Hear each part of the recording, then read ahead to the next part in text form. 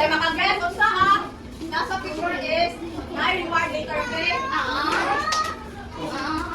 Sa picture, pattern. Saan ba, di ba repeated, iyahang mga shape, iyahang, sa'y tawag ano sa'y colors sa circle? Red. Sa square? Blue. Di ba repeated, iyahang mga shape and colors. Then, kani isa.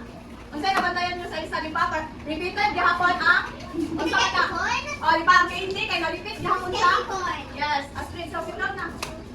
So now, before we start, I will read to you our classroom rules and my learning objectives. First is my classroom rules. Si teacher lang ang mag-read, Astrid. Okay? First is listen when someone is talking. Second is raise your hand before speaking. Third is be kind and respectful to everyone. And last is always do your best. And then, so now, we proceed to my learning objectives. So at the end of the session, the learners will be able to identify repeating patterns in shape, color, numbers, and words. Second, extend and complete repeating pattern activities. Third is participate actively in pattern activity. So now, what is our lesson for today? Hands up, ang gusto mag-answer.